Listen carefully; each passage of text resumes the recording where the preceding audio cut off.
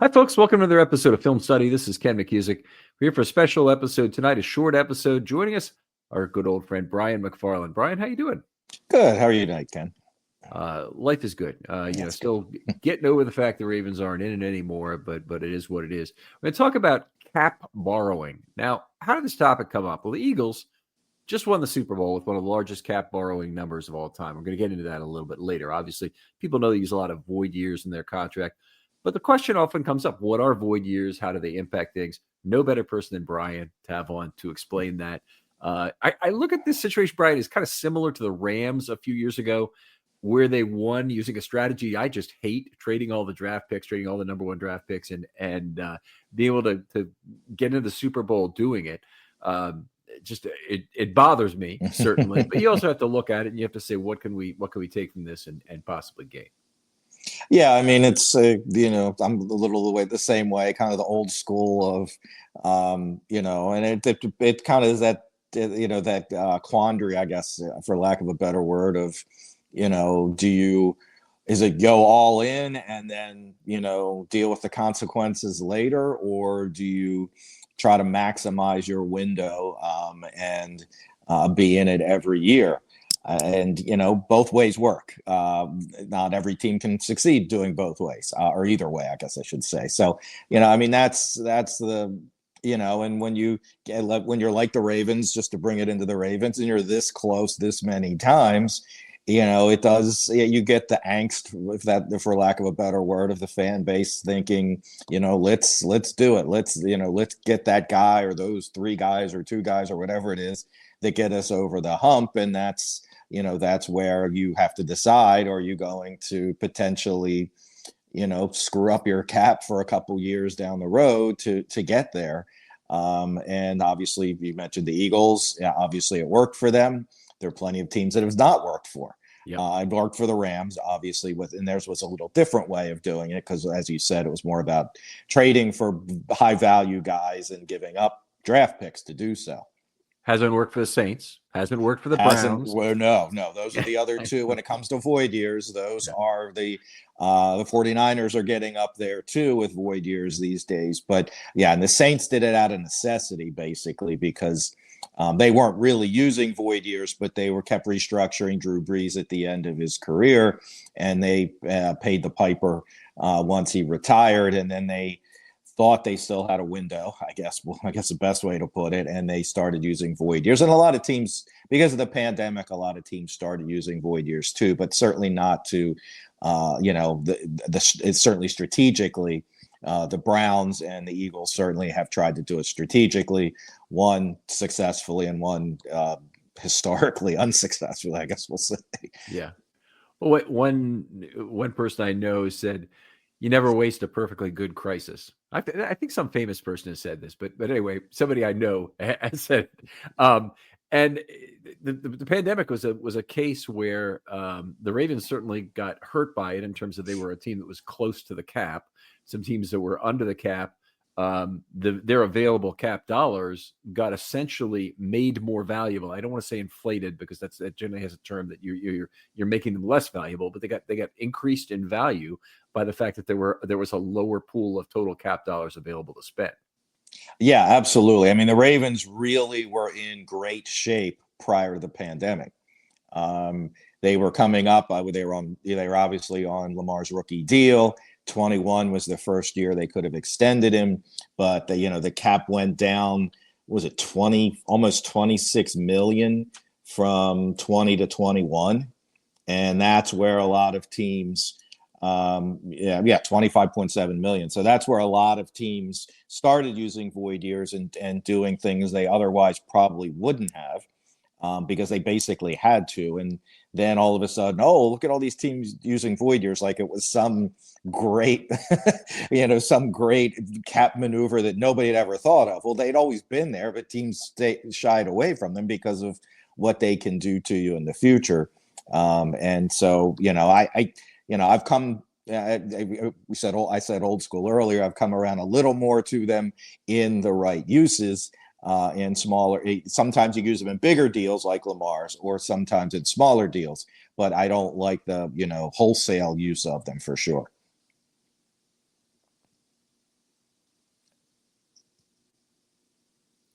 talk about the basics of cap borrowing. Maybe start with that. Um, Borrowing is generally a good thing. By the way, this is true in business as well. You get a tax shield from money you borrow, and so a lot of companies like to maintain a certain amount of debt. And we're going to try and come back to that at the end of this. Is maybe what's a good amount of debt you want to have, because your interest is tax deductible. You really you have a lower cost of capital on those dollars that you borrow. So as opposed to raising equity, for example, you're the other major way Sure. in which companies get cash.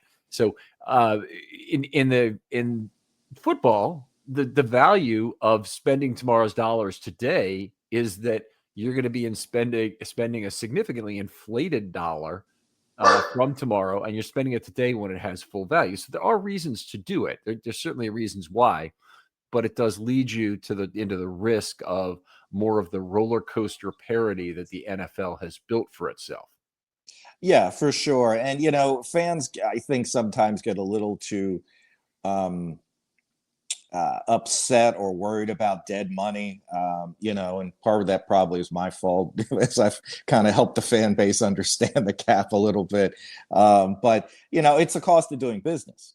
And you're going to make deals that you're going to end up having dead money because you re-signed an aging guy who you wanted to keep around for a couple of years, and you knew at the end there was going to be some dead money because you only knew that shelf life for that player was coming to an end. And then obviously you unfortunately make bad deals, and every team makes bad deals, and you've got to cut bait, and that's money that you've already paid the player.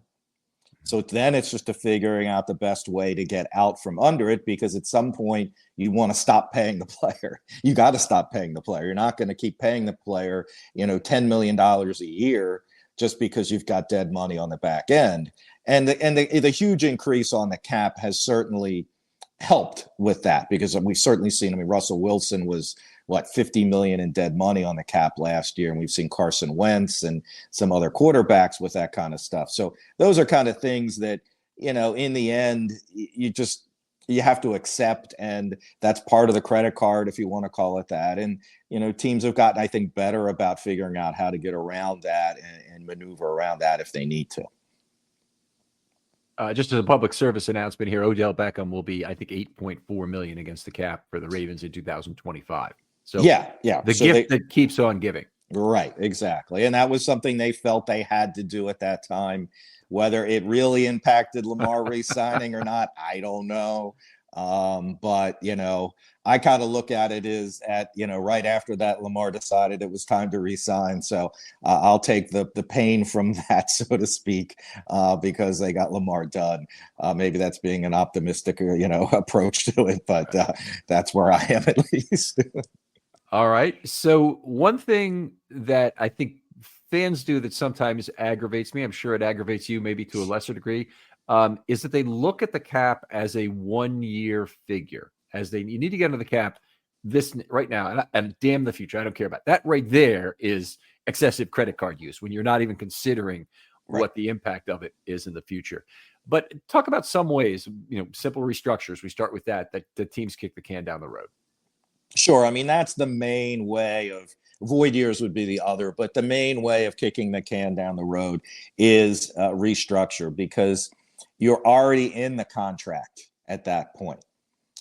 So you're just moving cap dollars around. It's an accounting maneuver, basically. Mm-hmm. So the player's getting the same amount of money, but you're just taking you're taking a $10 million salary, knocking it down to $1 million, and you're taking that $9 million, that difference. And let's just say there's 3 more years on the deal that gets spread out over those 3 years. So you've basically, or 2 more years. So the present year plus 2.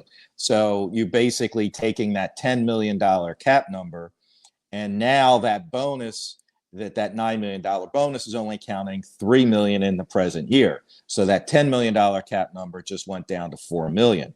Yep. So you've just saved $6 million in the present. But what that does is it adds $3 million onto the next year's cap and $3 million onto the following year's cap. So there's your credit card. There's now if, again, sometimes you have to, and sometimes if you're strategic about it, that you could, certainly you can work around it. But when you have to do wholesale, I mean, heck, the reason I got into this, the reason I started learning the salary cap was the purge year for the Ravens. And they basically restructured everybody in 2001 to try and win back-to-back Super Bowls before they had to blow it up. Well, it didn't work, and they had to blow it up. And all the Baltimore media could say was, they had to cap reasons. They had to cut everybody because of cap. Well, what does that mean? So that's how I got into this, and that's basically what they did. So wholesale like that is generally not a good idea, and that's probably why they've taken a more even approach since then. Because I remember Ozzie saying he would never do that again, and DeCosta being his loyal lieutenant, I'm sure feels the same way. So I think that's why, and even Bisciotti said that as well. He said he wants to always have an opportunity to win a Super Bowl, not have to take a couple years off. And let me tell you, that 7-9 year the Ravens had, that is the best possible outcome from a cap. That was, first of all, it was a fun year of trying to see a scrappy group of mostly young players getting their first chance for playing time. Ed Reed, Anthony Weaver, Adalys Thomas was really coming into much more playing time. Heap as well, yeah. Heap, there's a good one. Yeah. There's many more. Yeah, there's a lot more. Bart Scott got playing time that year for the first time. Anyway, the point is that that's as good as it can possibly be as a fan. If you have to go to the games and you already have bought your PSL, that's in the background. All that borrowing in some ways from the PSL holders, right. But all you've bought your PSL and you now have to buy your tickets every year. That's the best possible situation. It can be horrible. It can be like 2015, which is an unavoidable non-cap, reasons why that team went down the toilet. It was all injury related, but it could be a lot worse than what happened that year. Oh, that's one of my favorite years, and I think that was one of Brian Billick's best coaching jobs. Yeah. But that was, you went to the games not really expecting anything. So when they did win, or even made it a fun game, it was worth it. Now, obviously, these days that would be harder because we're so used to, since then, we've had so many years of success, and obviously even recently not many down years in between, other than, again, injuries. But so I mean that's that kind of year is fun, but you don't want to necessarily have to go through that either. Yeah, this generation, all they've known is affluence. They didn't have to live through D-Day or the crash. Oh my gosh! You want to talk to your grandparents about that, right? or the 1631-1 of the first three Ravens years. Yeah. There's I don't want those years to be forgotten, but there was certainly, they were not great in terms of the Marchant Brodie years in terms of for sure. Okay, so we want to talk about the durational nature of this, and maybe we can weave this into some of the other things we're talking about. But talk about the Ravens' position in terms of cap, and in terms of specifically in terms of prorated bonuses and future guarantees relative to other teams. Yeah, there was a good. We had kind of started this conversation, I guess, late last week, and there was a really good graph that had been put together that I can't find right now. Where'd it go? Right, the Eagles are at the top of the list. Though. Yes, there it is. Yes, so it was a really good graph done by. It was done off of Over the Cap's data, but and the Eagles are at the top. So it included prorated bonuses, guaranteed salary, and dead money for this year and beyond. So into the future, and the Ravens were a ninth in that, and that. A lot of that has to do with the quarterback, obviously, because there's a lot, there's more guaranteed money. There's going to be there's 2 void years there for Lamar, but it's only $12.5 million if it came to that, which is compared to most the numbers. I mean, for instance, we're talking about the Eagles. So Lamar's contract, if he left after 27, there would be $12.5 million in dead money. Jalen Hurts, if he leaves after his contract goes a year longer, till after 28, the Eagles, if they were not to re-sign him, they would have $97.5 million in dead money because of the void years. And so that'll keep his cap number very low for the next couple years. And that then obviously coming off of the Super Bowl, they've gotten, you could say maybe they've gotten what they want out of that, but I don't know how, and I don't know where the cap will be at that point. It could be 100. I mean, it could be. I guess it could be 350 million. So maybe, I'm assuming that's what they're counting on, and they're counting on him playing well, and they'll extend him, and that'll spread that out. So. That's the really big point, because the Browns are number 2 in this category in terms of total borrowing. We'll get to what those total numbers are in just a second. But the Browns did it with basically Deshaun Watson was the catalyst, but they did it with everybody. If you look at their 2025 numbers already, even during 2024, all those numbers had already been mortgaged to hilt, the 25 numbers. Yeah. And part of that was because they saw the writing on the wall, I think, with Deshaun Watson, and they were trying to create more. They don't want to restructure him again. They're going to have to probably, and they added more void years to the end of his deal to spread that out further. And they'll probably just do that, and they'll do that this year. They'll do that next year, and I think he's done after next year. That's great. And they'll just have a lot of void money hanging out there. So it's good point. Now they're going to pay for Deshaun. They have $92 million left on the deal in 25 and 26. Right. And you're saying they're going to restructure further to push some of that money out into 27, more than likely. Probably, though. I would think they would this year, because I think his cap number this year is 72 million. Because they've already restructured him every year, which is somewhat what happens with quarterback contracts. But at some point, I don't know where it is for every team. I guess hierarchy, every team's front office feels differently. But at this point, they're throwing good money after bad, in my opinion. Right. They're better off. They're better off doing what Denver did last year with Wilson, and but they've already restructured him a couple times, so they haven't accounted for on the cap a lot of that money. He's had $46 million cap base salaries for the last 2 years plus 2 more, these 2 next 2. Mm-hmm. And they've restructured him twice to drop that, which just pushed that, and that created more dead money. There's the credit card again. Yeah, that's a good point. So the $92 million is only the additional money cash. They owe him. That's cash. That's the cash. And the cap actually hits for these next 2 seasons. You want to tell us what those are, because they're scary? Yeah, let me look. So like I said, it's 72 this year. And then the next year, I believe it's in the same realm. And then we get to, I actually didn't look at what his void money is. So they could potentially be looking at a 2020 March 2027 release. Well, so that's right. So what they did, so it's not so bad yet.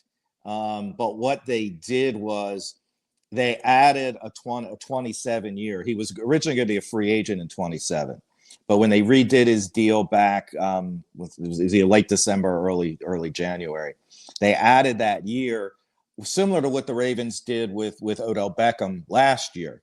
They added that year to allow them to spread out that void money over 2 years.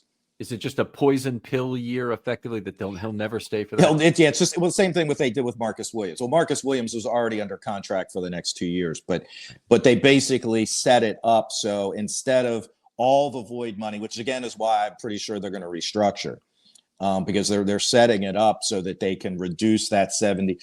So actually, he only has about almost 27 million in void money technically in 2027. So it's not terrible. But it's going to get worse, because I'm pretty sure they're going to restructure him this year and next year. And that will push that money out. And then they will, in 27, when he otherwise would have been a free agent. Now he's got to dumb a year in there so that they'll release him with the post June 1, take a chunk of it in 27, and then the rest in 28. Yeah. Poor Browns fans, because they thought they were getting Deshaun Watson, 3 number 1 draft picks go out the door plus change. Then all the allegations are known at the time they signed him. That's the thing, yeah. But they did go ahead and sign him under those terms. They had a lot of other talented players on that roster: Nick Chubb and Myles Garrett, of course, and a host of others. The offensive line, yeah, coach offensive lineman, yeah. All good examples, and all those players basically had their window shut with their necks in it. Yeah. While they're waiting for this crap to end. And that's why Myles Garrett is asking for a trade now, which provides them not relief, even more problems in terms of getting their cap under control. Yeah, absolutely. Yeah. I mean, they're the new Saints at this point. And, the Saints have reached pretty much critical mass, I think, this year. Because obviously they traded Lattimore last year, and they're going to have to cut a bunch of guys. They probably will do a post June 1 with Carr to get rid of him, because his cap number is like $51 million this year. So yeah, I mean, and that's the downside to restructuring and using void years. The Ravens actually, because there's another list we had talked about, Nick Corti from Over the Cap put out how much money each team has in void years. Philadelphia is almost $400 million. Now, granted, 97 of that, as I said earlier, is Jalen Hurts. Now, the Ravens on his list are just under 51 million, so they're 11th on that list. But I looked at those numbers, and that's a bit deceiving. Half of that will come off this year, because that's Odell Beckham, who's clearly a void year guy. Aguilar's clearly a void year guy. But included in that also are Stanley, who's not really a void year guy, even though this year became a void year, because this is what would have been 25 would have been the last year of his extension he signed back in 19, I think it was. So it's really not so most of the dead money from Stanley, it's about 8.1 million. Only 1.5 of that has anything to do with the void year. And the rest, the 6.5 is prorations from his original deal. Right. So that's not really, I wouldn't call that a void year personally. And then Marcus Williams is 6.7, but he technically was under contract for 25 and 26. So they basically just shortened the deal. He gave up money so that they could do the June 1 and get release and get the relief, the 9.9 million immediately. But to give that up, they added the void year so that they wouldn't say, okay, well, we got you on the books for 2.1 million. Now you took the $9.9 million pay cut. We'll keep you around for that. So they added the void year to protect him from that. So both of those, I mean, Stanley, I mean, that's almost 15 million there. That's real of that 50 million. It's really not dead. That's really not void year money, in my opinion. But accounting trick, and 6 million of it doesn't count. Right. There's still about 9 million of true void money on the cap, thereabouts. Yeah. So after this year, Lamar will still be there. Madubuike, so they're both about 12 million, and then Humphrey's about 1.8. So that's cutting that 50 million after this year down to basically half. Now they may add some more void years on some contracts going forward this year, but that number's a little deceiving, because I was surprised when I saw the Ravens being that high, and then that's when I looked into it. I was like, well, yes and no, in my opinion. So the Ravens are fairly close to a mean number for the league. They're obviously above the median if they're 11th, or 9th, whichever they were. But they're fairly close to a mean number for the league, which is highly influenced, obviously, by the 400 million and change, or 400 million or so, that the Eagles have. Right there, yes. That's like, I don't know. That if 13 million per team almost. Yeah, I don't know if he did on that one. He did on dead money. He did another list that did dead money. But I don't know if he did what the average was. Because some teams don't have, some teams don't have hardly any.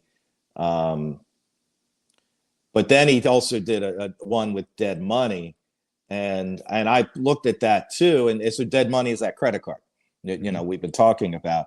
But the Ravens have actually been below the mean and the median most years. I know, again, Ravens say, oh, that's so much dead money. It's 20 million in dead money. Well, that's, again, cost of doing business. And that's what most teams have these days. And now the dead money numbers are, again, like last year. Where's that one? That one was, I think it was like 50 million was the 40 some million was the average on that in dead money. But, again, Russell Wilson's there at 53, so there's some numbers there that that skew that certainly a bit.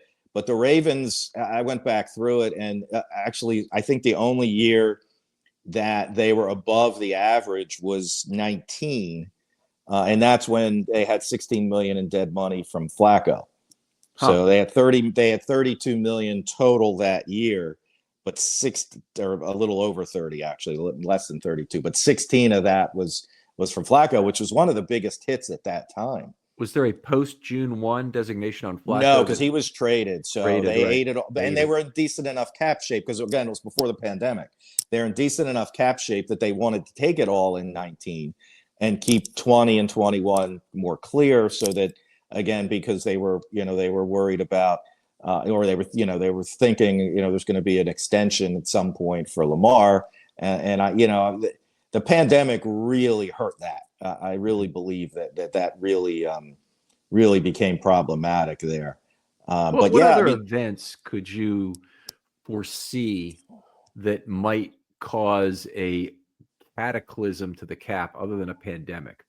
I've got one other in mind, but I want to hear what you have to say. Well, I mean, stock market crash, any war, anything like that. I mean, all of those would be cataclysmic, as you said. So, was that were either of those yours, or do you have another one? Those are good unknown unknowns as far as things that could really abuse the cap in a way. The other one I would think of is if there's another major lawsuit against the NFL, and I can think of two major ones that could really hit the league badly. One is any kind of a big time integrated scandal involving gambling. The owners have embraced gambling at a level I really am not comfortable with. Yeah. I'm looking at this like it's 1919 again, literally, in terms of how Right. scary the interweaving of gambling and sports has become. And they have penalties for the players. That's one side of it. But you've got the officials, you've got potentially the owners, you got elements of collusion that can occur because the NFL wants a certain outcome. I think that's actually the least likely and potentially the most damaging if it were to occur. So if you believe in the whole Taylor Swift thing and they really need to get her to the Super Bowl to increase the viewership and they're willing to do anything to do it, then how they assign officiating crews could be something that you'd be concerned about. And I don't want to bring that up as a thing again. I don't know that it's a concern at this point. I do wish they had like a juror selection methodology of saying no to an officiating crew for the teams. But that'll be one. And so any kind of thing involving gambling. The other one would be a lawsuit over a player safety issue for a previously unknown thing. Like, let's say we were to relate playing football to, 8 times the incidence of Alzheimer's or something. Right. So CTE already has some of that built in. I can say this, Transamerica, where I worked, had the long-term care insurance for the NFL. So in their cafeteria benefits, which are some of the most extraordinary benefits you will ever see, unless you're privy to seeing C-suite type benefits that are at a completely different level from everybody else. The most incredible benefit package I've ever seen is the NFL's. And one of the things they gave the players option to is buy their own long-term care insurance from Transamerica.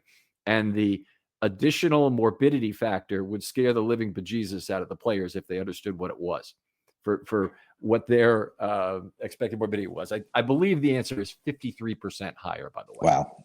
So, you wouldn't want to be in that group. You can avoid it. Well, and if something like that happens, I mean, the whole game changes, the whole league changes perhaps. So especially the gambling one more, know, and I don't know. I feel like the NFL is a train that can't be stopped at this point. I'm not sure what can, but other than, like I said, a war or something like that, perhaps, where the world changes so drastically that sports is not important anymore. We'd have to look back at kind of how baseball lost its spot as being the national pastime. I mean, at one point there wasn't really professional football. There was college football, and then you were done. Yeah. Baseball has been remarkable in terms of or was remarkable and then they lost it all. They lost it all, I think, in kind of a series of step downs that began in probably about the 1950s or 60s. But they lost it over time. It could happen in the NFL. I just don't know what that next great sport is. Didn't you know it's possible to get THC shipped right to your door? Mood delivers premium, 100% federally legal THC directly to you. I'm talking about delicious, high-potency gummies, top-shelf flour, home-baked cookies, vapes, anything you'd find at a dispensary, you can now order online and have it shipped quickly, discreetly, and conveniently right to your door. And every Mood product is made from pesticide-free cannabis grown on America's best small farms at prices that won't destroy your wallet. Best of all, not only is every Mood product backed by a 100-day satisfaction guarantee, but as I mentioned, listeners get 20% off their first order with code RAVENS. So head to mood.com/ravens, check out their online dispensary, and let Mood help you discover your perfect mood. And don't forget to use promo code RAVENS when you check out to save 20% on your first order. Kind of hope it's not UFC or right. or NASCAR. And that would be another one I wouldn't want it to be. Right. All right. Let's keep going here. Sure. Okay. Want to talk about the annual growth in the cap, because that's something that offsets and makes it look good any judgments that you make about borrowing future cap. You kind of have this underwriting current that's going in the same direction you're swimming, and that's growth in the cap.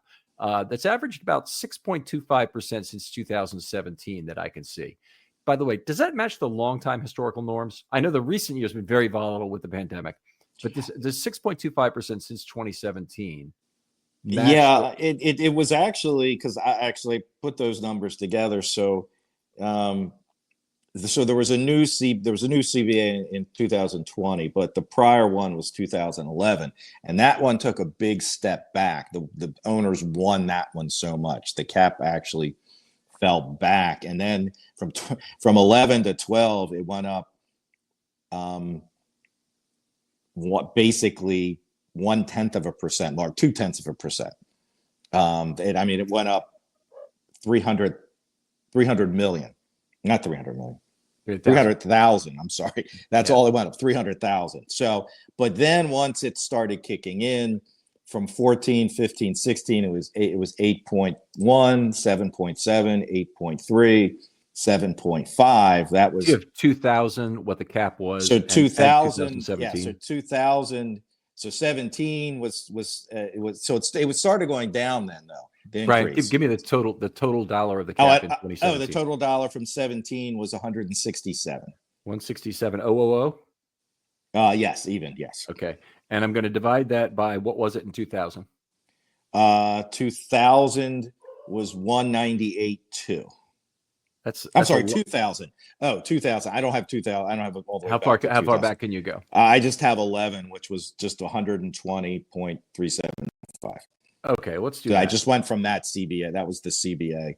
Okay, so it went up 39% in a period of 2011 to 17, right? So 1 enter 6 divided by y to the x. So it's an average of 5.6% per year. So even with a pandemic pothole that they just drove through over the last 8 years, they've still had the cap go up by more than it did between 11 and 17.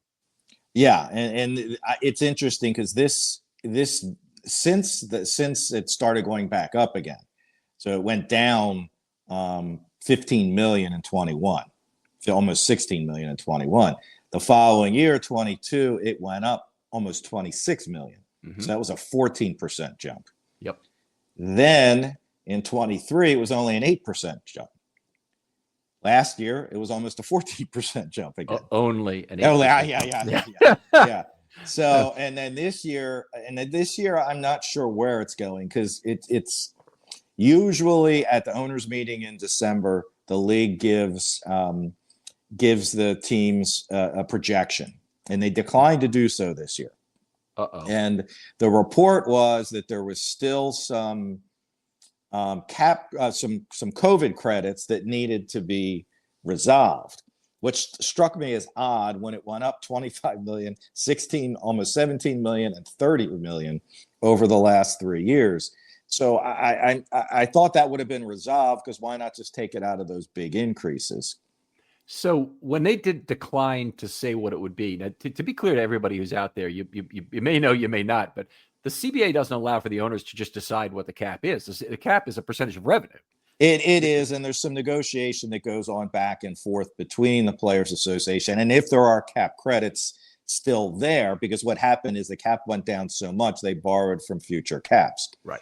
So I kind of, because of the steep increases the last couple of years, I figured that had been taken out of those, but maybe they weren't. So now we're talking, the numbers we're doing is kind of back into the 6 to 7 increase range, based on what most people are more knowledgeable than me about the league as far as that goes. Now there was some thought that they had this big judgment, the DirecTV judgment, that's on appeal right now, and maybe the league was going to go back. Now I don't know how that would play out, because was that the owner's fault, and would the Players Association say that's not our problem, that doesn't affect the cap because revenue went down because you had to pay a big check, because that's, you guys did that deal, and that was your problem, not ours. You benefited from it.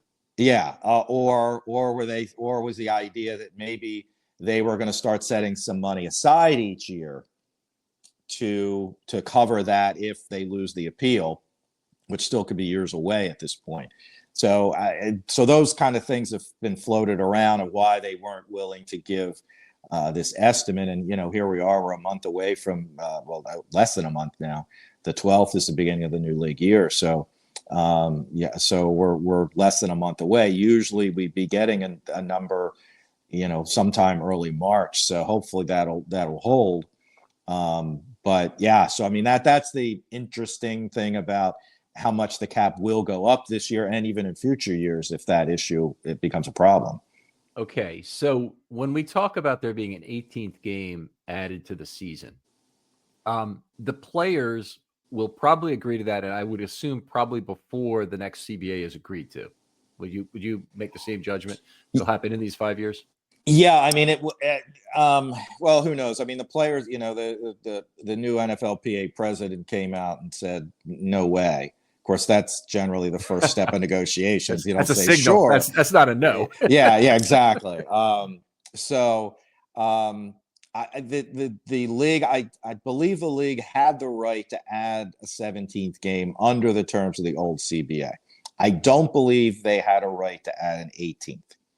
So the players, in theory, could stall until the next negotiation, and that, who knows? I mean, that'll be a brawl one way or another, probably. But that's the players.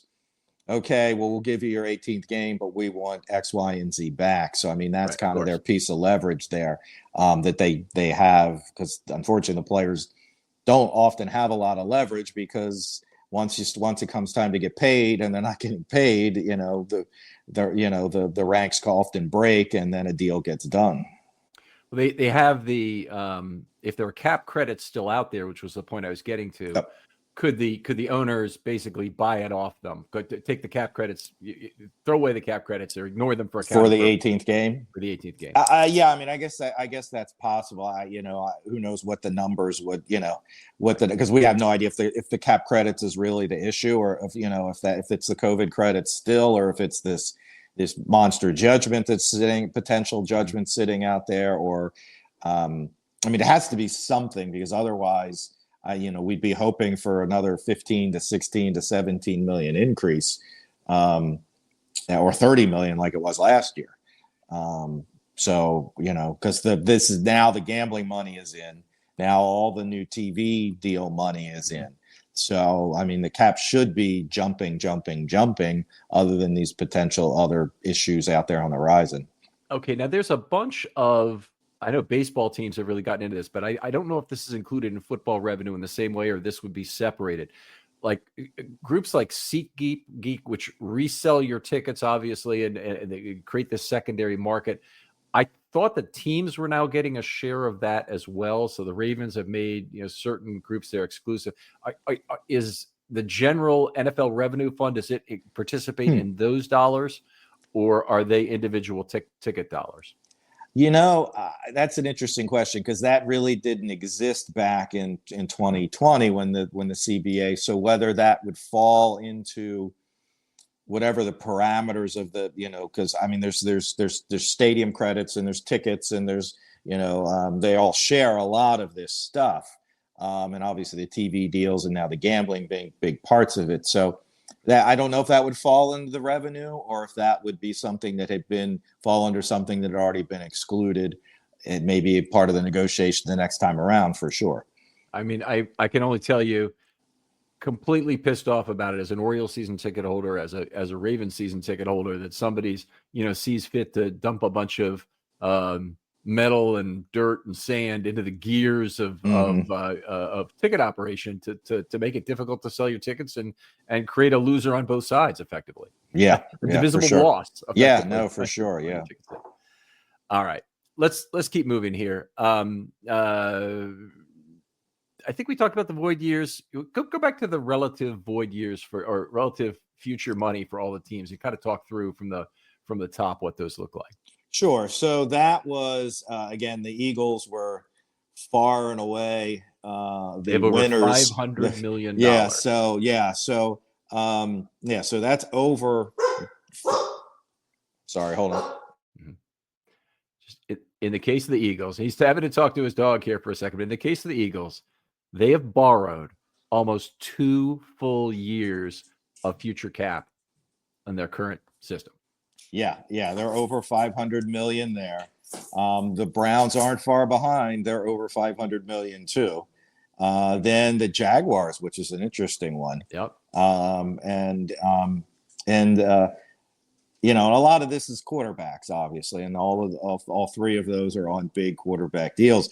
An interesting one, the next one, which is granted only quote unquote over 400 million, is the 49ers, who have a quarterback on a rookie deal. Now, they have to sign him now. Now, so that one will now, this is 25 and beyond. After 25, maybe a lot of those numbers will come down. As I mentioned with the Ravens, a lot of the void year money will come off the Ravens number. So, but the 49ers have done what you're supposed to do, I guess you could say, when you have a rookie, quarterback on a rookie deal, and you build around that.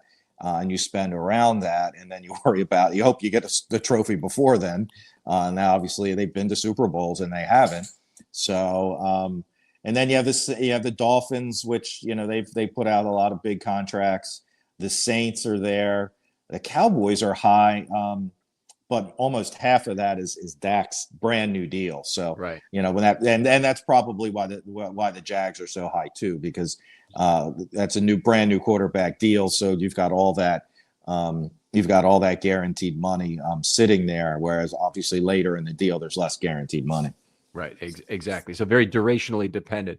Now, Trevor Lawrence is an interesting case because there's been talk about him going to the Steelers. I hate that idea, but on the other, from an APA or a card perspective, or from a Stratomatic card perspective, but I also doubt that it could really happen. No. So just some Bleacher Report guy says, you know what I'm going to do? Let's throw a dart here. They're terrible. They're not the only site like that, but I don't know how many times I get questions about, is this possible? And I'm like, no. And I know you commented on the Marlon Humphrey trade. Like the Ravens would even consider trading Marlon Humphrey, much less for that return was not. I mean, he's more valuable than that return, which was probably a fair return. Maybe, I don't know. But I didn't look at it that closely. But yeah, they come up with some just utterly harebrained ideas. They obviously clicks, some sort of engagement out of it. Yeah, so, exactly. It's all for clicks. All right. I think we talked a little bit about things that could go horribly wrong with the cap, war, gambling scandal, health lawsuit, some economic crash obviously could certainly do it if everybody had to pull back on spending. So when the cap goes right, and so you just tell me if I have this right, you're beating your expected growth profile at least on average over an extended period. So if the Eagles in their models have borrowed 550 million, 590 million, whatever it is against the cap, and they say this is built on the assumption that we're going to get 6.5% per year of growth. And they've gotten 6.25% per year so far. And they think, oh, we got them gambling things. They'll work out and it'll be a higher growth than that. So our dollars will be inflated more. Those future dollars will be worth less. That's a better way to put it. Mm-hmm. The dollars we pay are worth more now to assemble this team. We'll come out looking pretty out of that. That's when the cap goes. That's when borrowing against the cap goes right for a team. Sure. Is that essentially right? Yeah. I mean, it is. But again, there's the flip side of the Browns who've kind of done the same thing, and it didn't work out for them. So, and of course, fully guaranteed contract. That was that's another whole fly in the ointment, I guess, for them. And clearly, they're not the front office that the Eagles are. And the Eagles have done great drafting. I mean, look, obviously, their corner and their slot this year were, all pro, level guys on their first year as a rookie, so, and they're, the defensive line they've rebuilt over the last couple of years with a lot of younger guys. It was old a couple of years ago, and now they got a bunch of young guys in there. So, that's, I mean, we've discussed this many times before, but I mean, that's the key. I mean, that's what the Rams have done too. And they got themselves out of the hole after the Super Bowl is if you draft well, and even the Rams, when they didn't have first round picks, were drafting pretty well. Yep. Yeah. With the lower picks, they had a ton of them, and they would draft. And that's why DeCosta always says they're all lottery tickets, and the more tickets you have, the more chance you have to win. I hate that terminology. You probably heard me say, but I wanted to hear it as World Series of Poker entries, because that's what they really are. It's not Phil Ivey and me have the same chance to win the World Series of Poker. We both played in it. Right. But he's got 16 times the chance I've got to win the whole thing. So. Yeah, I got you. Yeah, because obviously better teams are better at it, and so yeah absolutely. So, so I mean, I think that's it comes down to yes, is there a way? And I'm sure these teams have, as you said, they have this calculated out. I mean, we heard. I don't know if you saw the when DeCosta did a podcast with Mike McShay right before the Super Bowl. And he was talking about how they evaluate players and how they have their own proprietary program. Mm-hmm. And he even mentioned that in fact that they have some Madden ratings in it too. Small part, as he said. But but I'm sure they do that for the cap too. These are the things I would love to know. Yeah. I'd love to be able to sit in on, as every fan would, but I'd love to sit in when Harbaugh and DeCosta and Nick Mateo, who's really pretty much running the cap now, when they go down to Jupiter and hang out with Bisciotti for the weekend and they lay their plan A, plan B, plan C, plan D out, as far as, I'd love to be able to sit in and, get an understanding of what these, what their system is and how they calculate these things. It's easy for it's easy for me to say, okay, this, and you said this in the beginning, this is the cap this year, but it's harder for me to say, well, what is the cap going to be next year and the year after? It's harder for me when I'm planning out, when I'm trying to put together, okay, well, this would be a good contract extension for Lamar. Well, if this is going out to 2030, what is the cap going to be? I have no idea. They have an idea. And that's the kind of stuff I'd really love to know. Yeah, if it grew by 5% per year till 2030, by the way, it would go up by 27.6%. If it grows by 10% per year to 2030, it'll be 61% higher. Completely different in terms of how you think about it. And by the way, those intervening years are obviously higher too. Yeah. So how you project the NFL's growth as an industry is central to your team planning. I'm not. I wonder. I guess I wonder what kind of secrecy there is in terms of the accounting for things that they can't even tell the other owners at a certain point. Yeah, I mean that's, and I'm sure that when they said they weren't giving a guesstimate I'm sure they gave reasons, and right. So they had to have some explanation. We're and they may have said, well, we're not expecting it to go up, as much as it went up last year, the 14% it went up last year. But yeah, I mean, I would think they would have given some explanation, but who knows? Because it's never gotten out. That's for sure. So let's say they have two things that they're not sure about. Okay, one is COVID credits, and the other is DirecTV lawsuit. They still could do what actuaries would do in this situation: give sensitivity testing on the thing and say, okay, we're going to assume that there's an A and a B and a C level for where that lawsuit is going to fall in, and here's how it would impact the cap. And then they can say, here's a couple of choices for how these COVID credits can work, and it's an A or a B. Maybe it's probably you do them or you don't do them. Maybe there's a halfway place there too. But you might even make your decision on the COVID credits based on how bad the DirecTV situation is. And absolutely. I mean, they could be tied together, but that's where, because that's part of that, where you get the Players Association, they have to come to an agreement on how to address those things.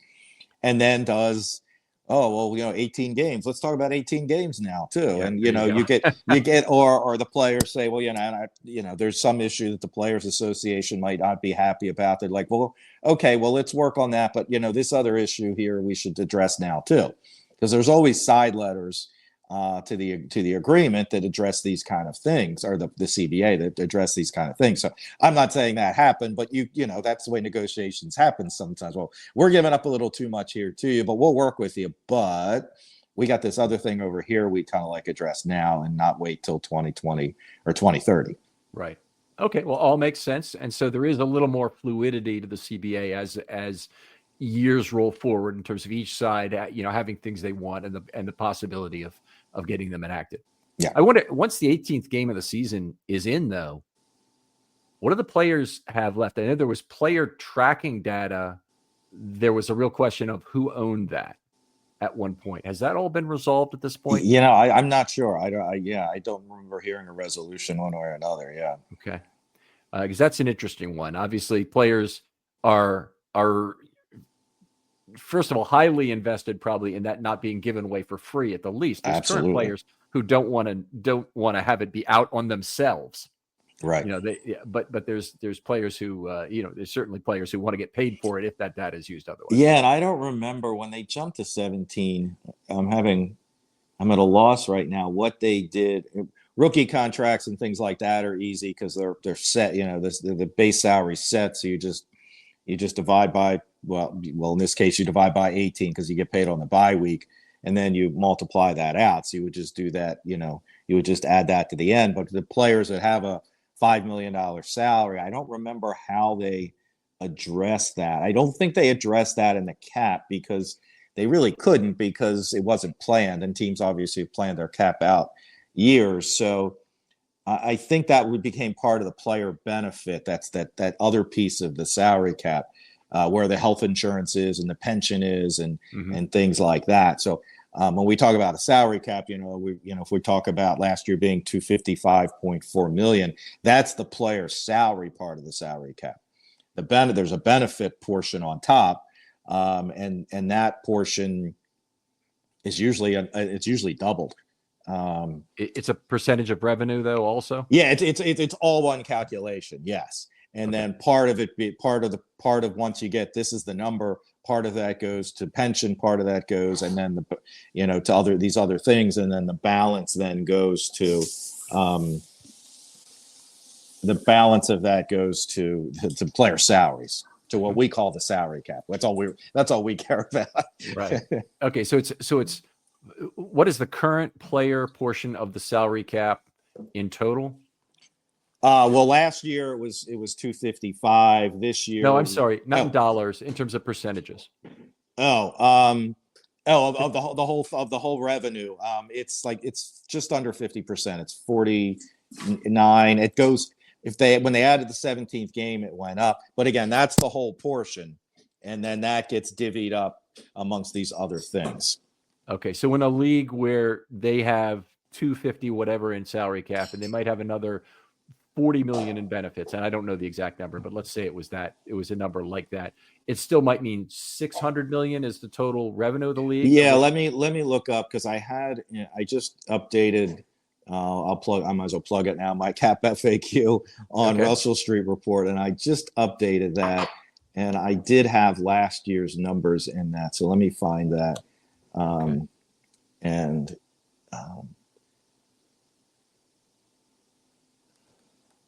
come on. All right. We can come back to that. Yeah. It's absolutely great talking football with you.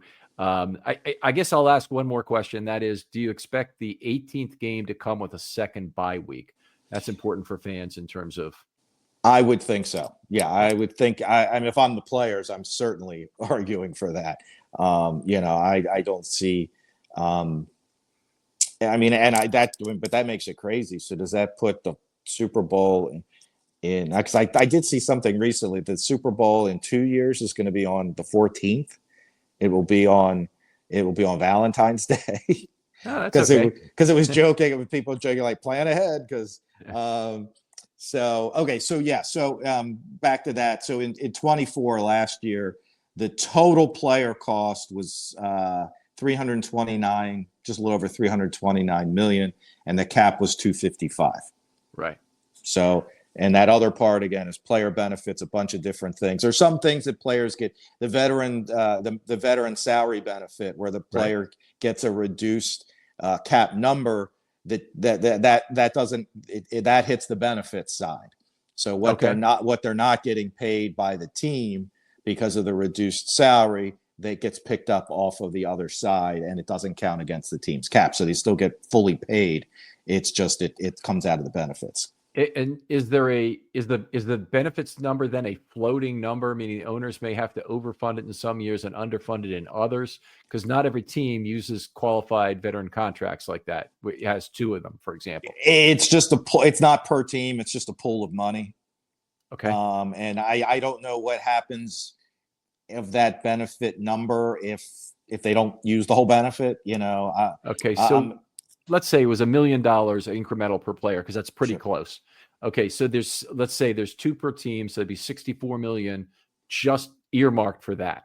Right. But you come up short, and there's only, instead of 64 players in the group, you only have 50 one year. Do they each get 64 50ths of $1 million, or what happens to the? No, they still get the amount over that they're supposed to get. I just don't know where the balance of that pool goes at that point. Yeah, okay. And the other at the end of the year, there's another, and it's the name of it's escaping me, but you always see this list of hundreds of players after the season that got paid an extra amount because their performance outweighed their especially for rookies and undrafted guys. And I can't remember what they call that. Like a performance pay bonus or something. Escalator. But not well. That's different. That's an escalator. That happens for draft picks. But this is every player can get. And even some of the best players get a little bit sometimes. But that's also comes out of benefit. So a couple of years ago, I'm trying to think. I think Bradley Bozeman was one who got a huge. He got a couple $100,000 bump in his second or third year when he first started starting. And since he was a 6th-round pick, he's pretty low paid, but he got an extra couple $100,000 out of that pool. Now again, what happens to that pool if they don't use it up, or whether that one maybe we figure out each player's proportion of the pool and then they split it up that way. So one player might get 10% of the pool. That's probably an exaggeration. One player gets 0.0000 whatever, 5%. So that one probably does get divvied up just amongst how many players are going to be participating, so to speak, in that, or have earned that better word. Okay. Does each team's player necessarily get the same amount of money? No, that's also, it's just league wide. If you've outperformed, I guess they somehow put a value on your performance and it compares to your pay. And then, like I said, it's the later round draft picks and undrafted guys that usually seem to get the bigger numbers of that. All right. Outstanding, Brian. Great conversation. This is the kind of show where I don't know if this has really broad popular appeal because it's technical and it's complicated, and a lot of the things that we get into in terms of math aren't don't have the biggest numbers, but I don't care. I love this conversation. So I really appreciate you coming on. Tell folks where they can find your work online. Sure. So right now, the quickest ways to find me, and certainly with news breaks on any cuts, restructures, extensions, and signings, and once we get past the new league year, that's at Raven Salary Cap on Twitter/X. And then my articles are on Russell Street Report.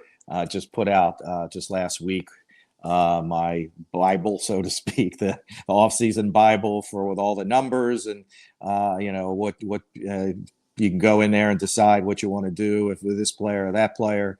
And then obviously if signings and things come along, Tony Lavardi, Dev Patrawal, and I do a free agent article, which should be out in the next 2 weeks.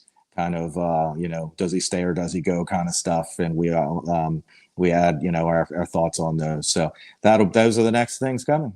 All right. Outstanding, Brian. Other folks out there, hit me up. This is the month to do some shorts before draft material comes up. Draft material really comes out at the very beginning of April and lasts for pretty much that entire month leading up to the draft. But here in February and into March, we'll have some opportunities to do a little bit of other short topics. So if you have that topic you've just been itching to talk about, I want to hear from you. DM me directly. Otherwise, thanks for the wonderful listens. And if you're still listening at this point after a long show like this, really appreciate you. As always, word of mouth or a 5-star 50-word review is appreciated. Brian, thanks again for coming on. Absolutely. Thanks for having me. Anytime. We'll talk to you next time on Film Study.